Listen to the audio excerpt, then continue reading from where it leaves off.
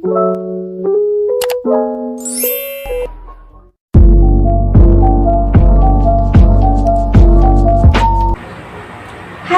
Assalamualaikum warahmatullahi wabarakatuh. Perkenalkan, saya Putri Amelia Nurzulhijati dari Fakultas Usuluddin Program Studi Ilmu Al-Quran dan Tafsir kelas A semester 2. Di sini saya ingin mencoba untuk menceritakan bagaimana peradaban Islam di daerah Indramayu. Selamat menyaksikan.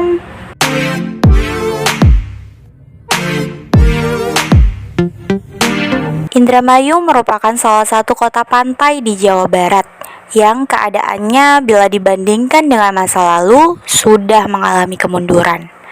Berdasarkan sumber-sumber asing dan cerita rakyat, daerah tersebut sebelumnya bernama Cimanuk karena terdapat di muara Sungai Cimanuk. Cimanuk dahulu merupakan salah satu pelabuhan milik Kerajaan Sunda. Dari pelabuhan ini, perdagangan mulai berlangsung hingga Sumatera dan Kepulauan Maladewa. Barang-barang yang diperdagangkan antara lain seperti beras dan lada.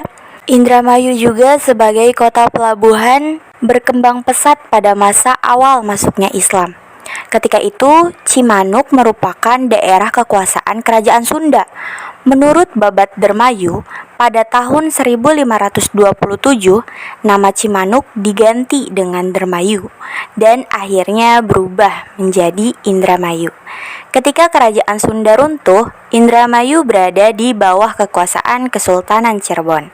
Beberapa situs dari masa awal masuknya Islam di Indramayu terdapat di desa Pabean Ilir, Pauman, Bojongsari, dan Dermayu.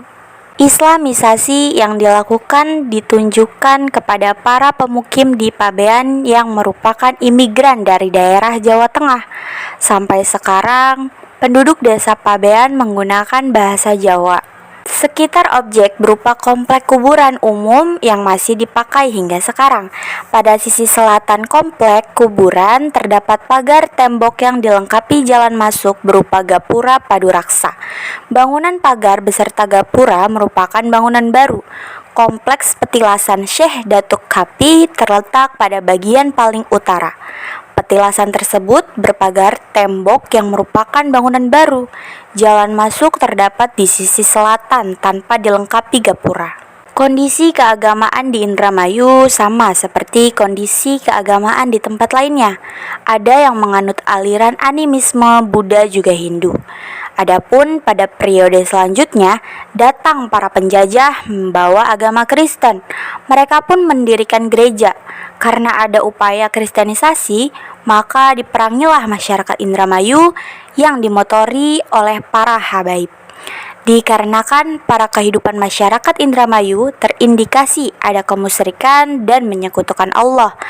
Para habaib sendiri berperan dalam mengislamkan masyarakat Indramayu yang sebelumnya menganut agama Hindu dan Buddha.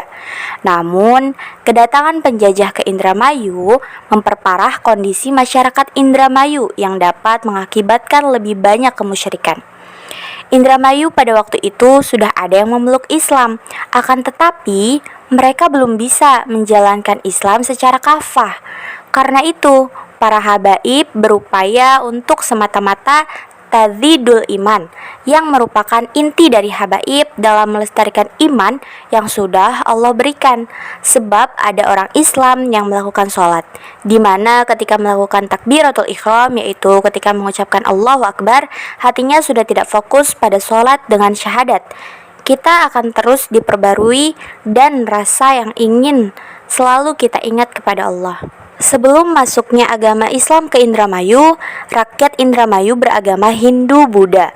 Pada tahun 1471, Sunan Gunung Jati datang ke daerah Indramayu atau Babadan untuk mengislamkan Ki Gede Babadan. Walaupun di daerah tetangga, misalnya Cirebon, agama Islam sudah masuk sejak tahun 1415 dengan kehadiran Syekh Datuk Kapi.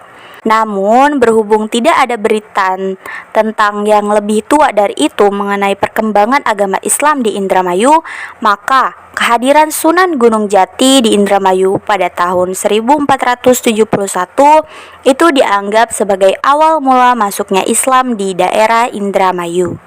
Dan orang yang pertama kali memeluk Islam adalah Ki Gede Babadan. Siapa nama Ki Gede Babadan itu tidak begitu jelas, sebab sampai sejauh ini tidak ada berita yang menyebutkannya. Namun, mengingat kedudukan sebagai Ki Gede, dapatlah dipastikan bahwa dia memiliki kedudukan penting dalam lingkungannya. Melalui Ki Gede Babadan, agama Islam pasti akan berkembang lebih cepat di Indramayu. Sesudah Ki Gede Babadan masuk Islam, tidak terdengar lagi berita mengenai perkembangan selanjutnya di Indramayu. Baru kemudian pada tahun 1513 terdapat berita yang ditulis Tom Pires mengenai perkembangan agama Islam di Indramayu. Jarak antara waktu 1471 sampai dengan 1513 adalah 42 tahun. Pantaslah jika selama 42 tahun agama Islam telah berkembang dengan baik. Habib Abdurrahman Assegaf itu salah satu pembawa Islam di Indramayu.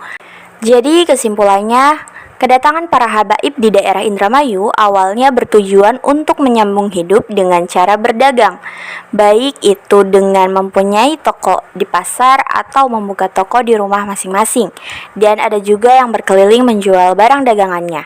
Ada hal yang menarik dalam metode berdagang para habaib ini, yaitu dengan metode khas Indramayu, yarnen, semacam menjual barang dagangannya dengan cara menghutang dan dibayar ketika panen.